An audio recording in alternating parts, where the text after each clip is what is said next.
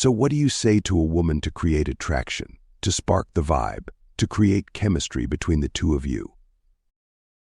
More importantly, how do you avoid those nice guy conversations that fizzle out, that go nowhere and never lead to a second date? That's what we're going to discuss in this video.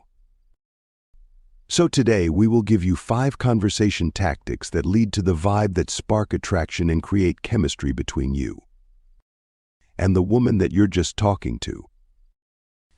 Now we know that one of the biggest frustrations that guys run into is not knowing what to say, not knowing how to have a conversation that moves from that friendly platonic level to that flirtatious level where there is clearly chemistry being felt between the two of you.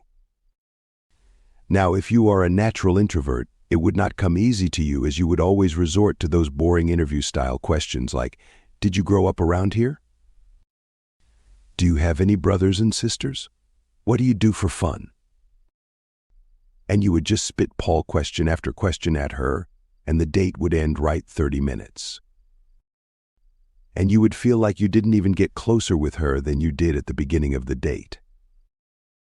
So he would realize that it had to do with the type of conversation you were having, but more importantly, the method you were using to create attraction.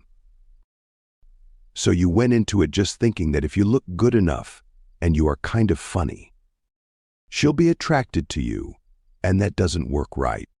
So if you don't have the conversation that creates the vibe right, or if a woman walks away from a date with you or a conversation with you, then don't worry, because we will give you 5 tactics that will help you create that chemistry.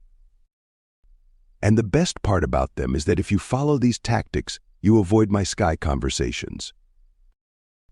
So first one is really critical. And tactic number 1 is that you want to lead the vibe. This means that as a man, it's your responsibility to lead the feeling of the conversation. A lot of times when nice guys start talking to a woman, especially a woman they are really attracted to, they kind of look at her to set the tone.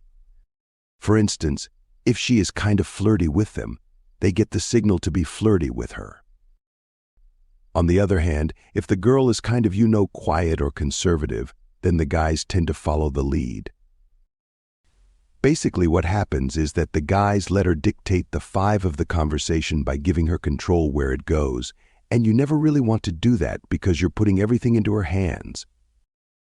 So what it means to lead the vibe is that, and this is something that's true with the people you meet out, it doesn't necessarily mean just the woman you are talking to. Like when you are talking with a group of coworkers at work, there is always this one person that sets the tone of the conversation. Right. Maybe you're having a very professional conversation, and then one of your coworkers makes a joke about drinking beer, and all of a sudden, everybody's laughing and everybody's more relaxed. So he led the vibe and brought that new topic in. And that's your job when you're talking to a woman. So if he's asking boring questions, you can say something like, "Hey, hold on. I don't really feel like it's going to help us understand each other better. Instead, just tell me what's your story." And in that moment, you change the vibe. And changing the vibe is saying something flirting. So when you hang out with a girl, and if she's not saying anything flirtatious, then instead of waiting for her to give you the signal, take the risk. Be the one to make the flirtatious comment, and be the one to bring in some element of sexuality. So don't wait for her to make the move, because if you do, you're going to keep waiting. And then at end of you're going to leave her with no feelings.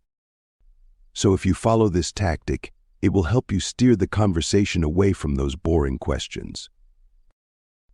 And as a guy, it should be your number 1 priority to never let her suck you into interview mode.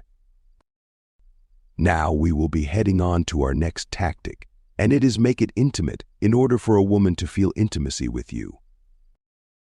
There need to be a feeling of intimacy, and the reason a lot of guys never get to that feeling of intimacy is that they make the conversation about everything except the two of you, right? So if you're talking to a woman, the conversation should largely be focused on your and hers dynamic. But what happens is that a lot of guys never reach that level, and the chemistry doesn't happen. So a simple way to change that is, instead of asking her a question, is to make a statement about it. For example, instead of asking her, "Where did you grow up?" you can change it to a statement like, "You didn't grow up around here." Did you see now you've made a statement which makes her curious, and she will ask you, "How did you know?" It will make her feel how you view her. And it will create intimacy, because we don't do that with strangers. We don't tell strangers how we view them. So when you do it while talking to a woman, it will create a sense of intimacy between you and her. Another very simple thing you can do is use her name, so anytime you use somebody's name, it is a very intimate thing.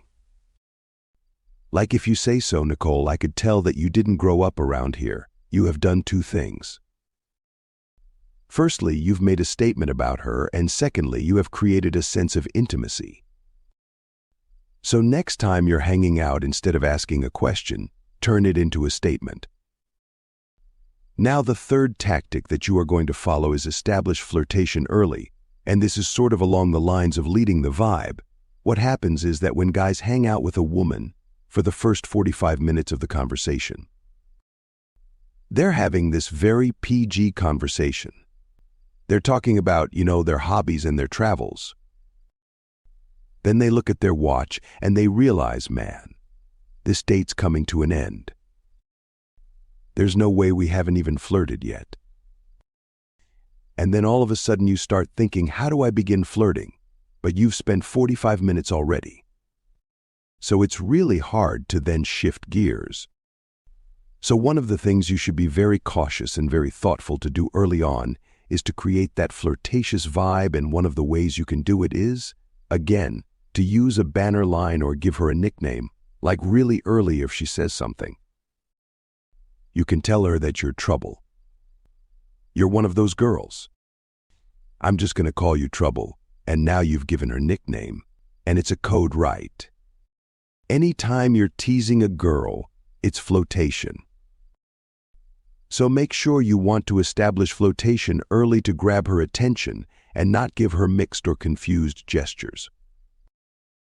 On the other hand, cool vulnerable is when you tell her that in the first grade you bought this girl a rose and whatever, right? That's cool, vulnerable, because she may feel flirtatiousness with you, and she may feel the vibe, but when she walks away, you need to give her these little memories. So the next thing you want to do is approve. Don't compliment. This is a very simple shift to prove, not compliment, and a lot of guys, when they are with a girl and it's not going well, they automatically start gushing compliments, and it will turn into a nice guy behavior, which will not get you another date. But then the question is that how do you let her know that you're interested in her? Well, you compliment her in a way that approves of her, that you still maintain your status and you don't give it all. For example, you can say, "I love the way that outfit looks on you." Now you're not telling her you're gorgeous, you're just complimenting her outfit. Another thing that you can say to a woman is saying something along the lines like, "I hate you for making me so attracted to you, and I can't think of anything else right now." Now, the reason these kinds of compliments work is that it's making it intimate. So complimenting in this way will make her feel that you approved of her, right, and that women like being approved.